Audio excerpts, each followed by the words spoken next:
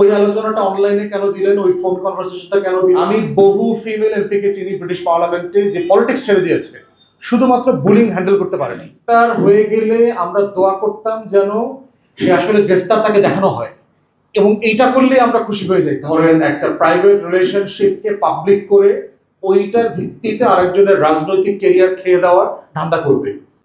ভাই private relationship এই ব্যক্তি অথবা ওই মহিলার হাসরের ময়দান কায়েম করি নেই তো আমরা। তারে বেহেশত দিবেন না দোজক দিবেন এই আলোচনা তো আমরা এখনো শুরু করি নাই, এখতিয়ার তো আমার নাই।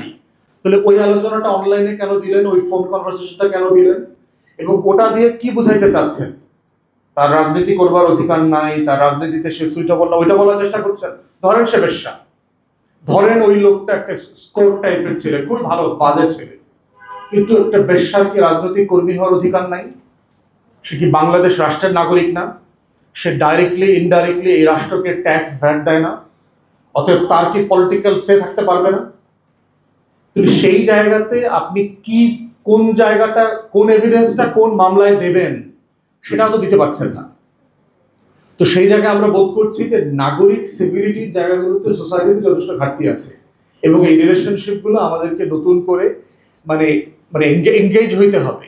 এঙ্গেজমেন্ট ছাড়া আমি বোধ করছি যে সিম্পলি আইন দিয়ে আপনি এই সমস্যার সমাধান করতে পারবেন না, বরং যেটা হবে প্রত্যেকটা আইনকে খুব অ্যাবিউসিভলি ইউজ করে যাকে যেখানে সিলেক্টিভলি আপনার হেনস্থা করা যায় সেটা করবে। এবং আইনের সিলেক্টিভ হেনস্থা কিভাবে হয় এটা গত 16 বছরে আমরা দেখেছি, গত 4-5 বছরে আমরা দেখেছি। এখানে ফার্স্ট হ্যান্ড ভিকটিম আছেন। এখানে এই যে সাকিব ভাই একটা মজার কথা বলছেন না, যে গ্রেফতার হয়ে গেলে আমরা দোয়া করতাম যেন সে আসলে গ্রেফতার তাকে দেখানো হয়, এবং এইটা করলে আমরা খুশি হয়ে যাইতাম যে না বেচারা গুম হয়নি, একটা মিথ্যা মামলায় ঢুকছে, হয়তো ডিবি অফিসে নিবে বাট বাঁচায় রাখবে, তারা মাইরা ফেলবে না। মানে রাষ্ট্র আমাকে কোথায় নিয়ে গেছে, এবং এগুলো কি সব আইনের ভিত্তিতে করেনি? একটা লোককে যে হাত পায়ের নখ তুলে দিচ্ছে সেটা আইনের ভিত্তিতে এই দেশে করেছে। রিমান্ডে কিসের ভিত্তিতে নিয়েছে? হাসিনা তো বেআইনি করে নেয়নি, আইনের ভিত্তিতে নিয়েছে। আইনের ভিত্তিতে নিয়েই তার হাত পায়ের নখ, দাঁত, তারপরে কাপড় চোপড় খুলে ইলেকট্রিক শক দেওয়া সব করেছে, আইনের ভিত্তিতে করেছে। তো এই জন্য আমি যখন সাইবার বুলিং এর ব্যাপারগুলো দেখছি আমার কাছে মনে হচ্ছে, এবং এটা কিন্তু একটা গ্লোবাল ফেনোমেনা, ব্যাপারটা এরকম না যে বাংলাদেশে রাষ্ট্র দুর্বল, সরকার দুর্বল, আইনি কাঠামো দুর্বল, বাংলাদেশে হচ্ছে, বাস্তবতাটা তা না, এটা গ্লোবাল ফেনোমেনা। আমি বহু ফিমেল এমপিকে চিনি ব্রিটিশ পার্লামেন্টে যে পলিটিক্স ছেড়ে দিয়েছে, শুধুমাত্র বুলিং হ্যান্ডেল করতে পারে নাই।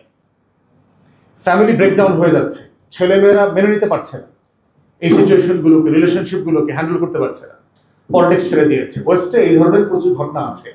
অতএব এই গ্লোবাল ফেনোমেনাটাকে আমার একটা মূল্যবোধ, একটা ভ্যালু সিস্টেম ইম্পোজ করতে হবে আমার স্কুল, কলেজ, বিশ্ববিদ্যালয়, সোসাইটিতে।